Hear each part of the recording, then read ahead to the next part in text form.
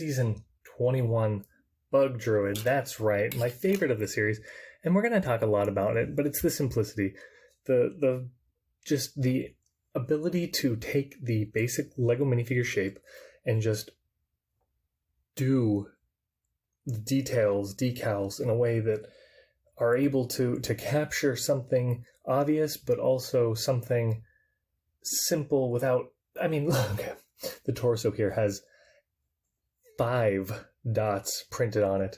And yes, I think mine's slightly oriented one way or the other incorrectly, but that's all of it.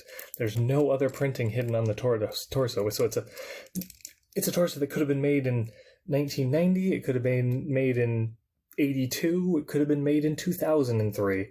It could have been made in any time period, and it would have looked appropriate, because that's the beauty of the Lego minifigure, is that it's a basic shape that you can change with little patterns.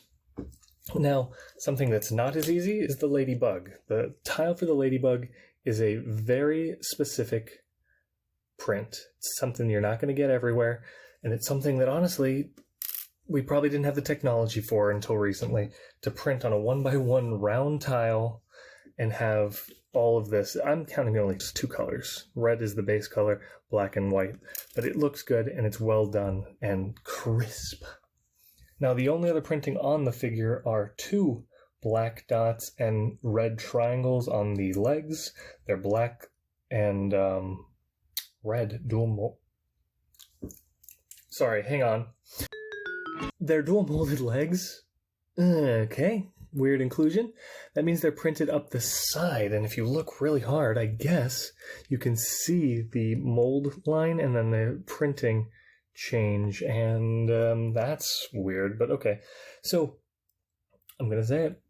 Lego's been having a hard time printing lighter colors on darker colors recently. And honestly, by doing this and having red as the top color, they only had to print black. So that's a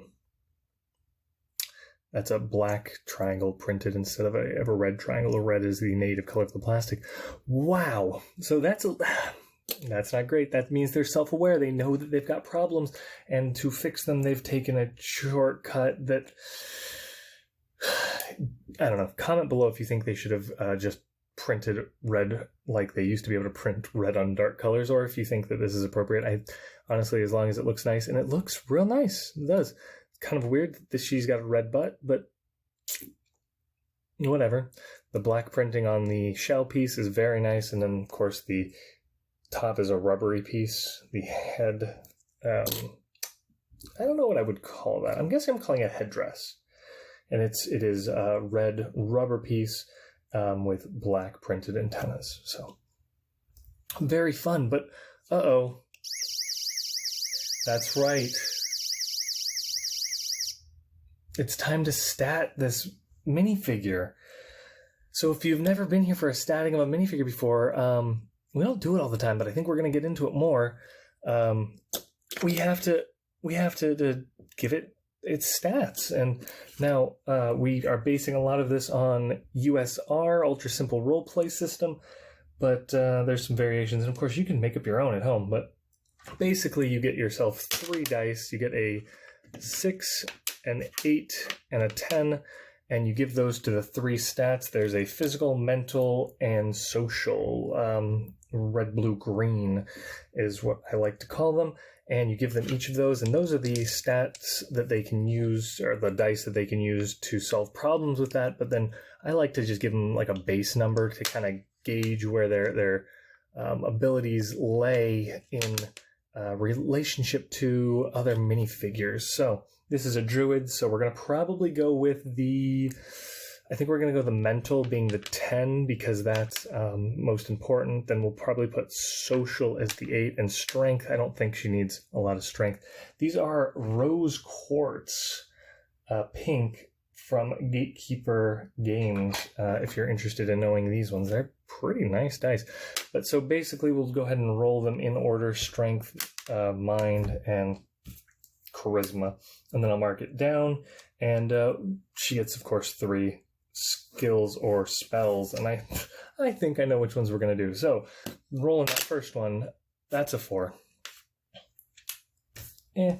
Not great. Not bad. It's actually pretty good for a 6. That's a 10. Because I don't do the lows. And that wasn't a great roll, but it's a 4. 4, 10, 4 isn't bad.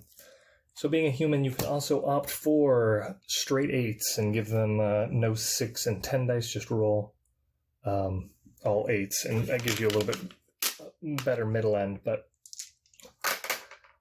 yeah. So of course, being a druid, I think that animal companionship and handling-esque skill is a very important one, because how else is she going to train these ladybugs? Of course, it does technically only come with 1 ladybug, but I like the idea of her having 2. So we're going to give her animal handling, and you know what? I think I've got a really good spell for a bug druid.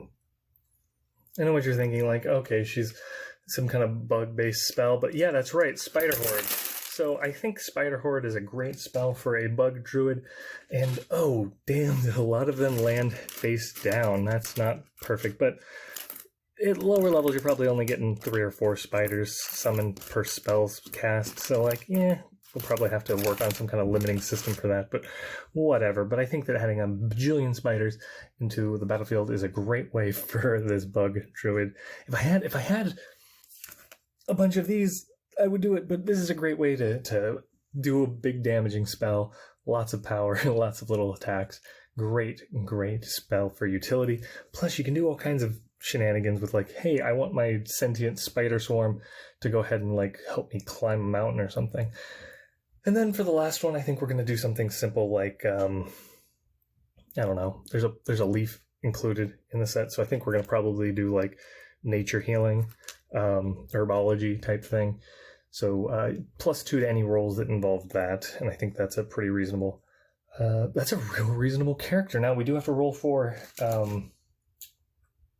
hit points, which is your it's your strength and your magic or mind one.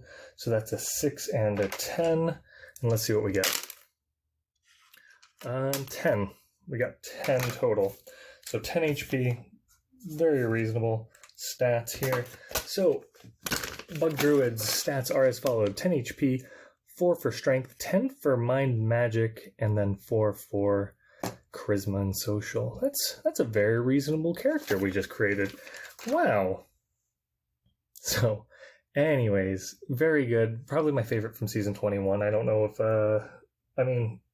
there's a centaur, which is, like, pretty cool, but this one's definitely a heavy contender, at the very least, for my favorite of the series.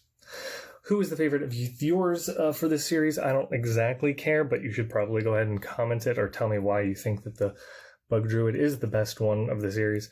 Automatic video, subscribe on the Bug Druid, and then the Spider Swarm over there is a video that I will handpick for you.